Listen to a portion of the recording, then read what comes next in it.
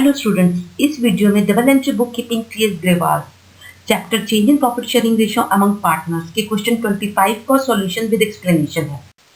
I am Geeta Handa. I have more than 20 years experience of teaching accountancy. मैं 14 years से board exams के papers भी check कर रही हूँ। मैंने अपने टीचिंग एक्सपीरियंस में ये नोटिस किया है कि स्टूडेंट्स को कॉन्सेप्ट्स तो क्लियर होते हैं, फिर भी उनके कुछ क्वेश्चंस के आंसर्स मैच नहीं करते। इसलिए मैंने अपने वीडियोस में सॉल्यूशन से कॉन्सेप्ट्स को समझाया है, जिससे आपको कॉन्सेप्ट्स क्लैरिफिकेशंस के साथ साथ उनको अप्लाई करना भी आ जाए। स्टूडेंट्स, अगर आपको किसी क्वेश्चन में डाउट है तो मैं आपकी हेल्प कर सकती हूँ। आप अपने डाउट्स कमेंट्स बॉक्स में लिख सकते हैं या फिर geek700@gmail.com पर मेल कर सकते हैं। लेकिन उससे पहले मेरे इस चैनल को सब्सक्राइब कर लें और नोटिफिकेशन के लिए बेल आइकन पर क्लिक कर दें। क्वेश्चन 25 में 3 partners X, Y and Z की प्रॉफिट शेयरिंग रेशियो 7:5:4 गिवन है। उनकी बैलेंस शीट गिवन है एज एट 31 मार्च 2020 की। लायबिलिटी साइड पर पार्टनर्स की capital, general reserve, profit and loss and creditors के अमाउंट्स गिवन है। एसेट साइड पर sundry assets means various assets ₹7 lakh given है। 1 अप्रैल 2020 से पार्टनर्स अपनी प्रॉफिट शेयरिंग रेशियो चेंज करना चाह रहे हैं।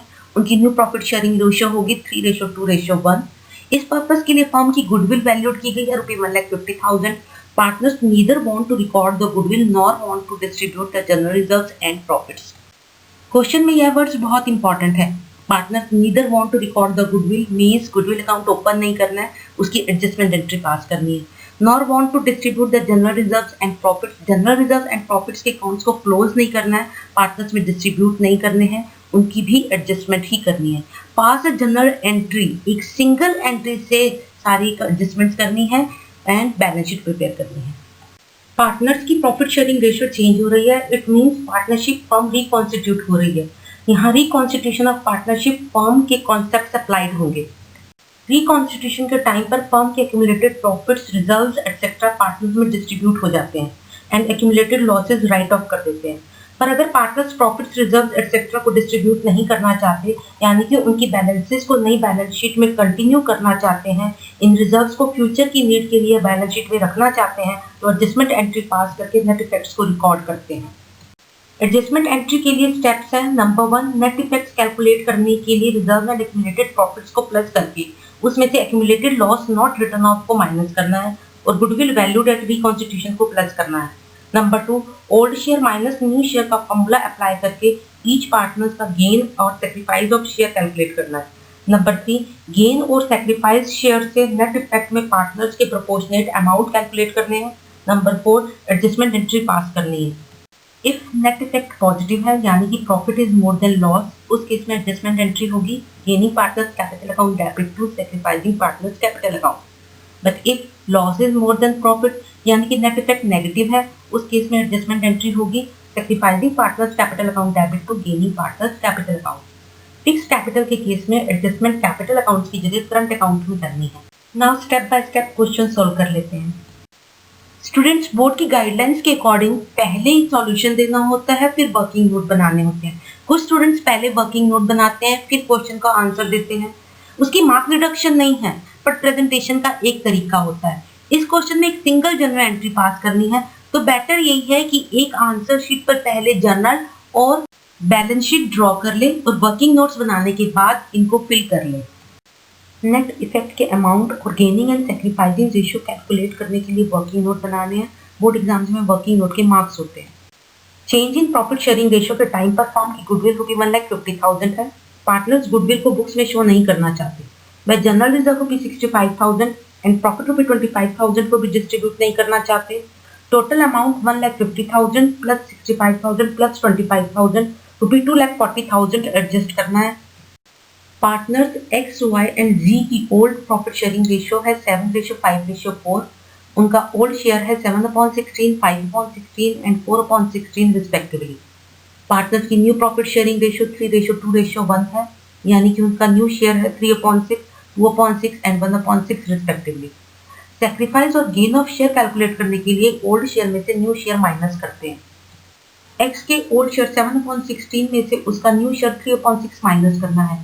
16 एंड 6 का एलसीएम 48 है। एलसीएम लेकर इक्वेशन को सॉल्व करने पर आंसर है -3/48।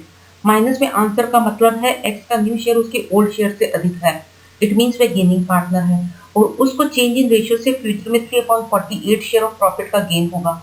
y के ओल्ड शेयर में से न्यू शेयर माइनस करने पर आंसर -1/48 है। मतलब कि y को चेंज इन रेशियो से फ्यूचर में 1/48 शेयर ऑफ प्रॉफिट का गेन होगा।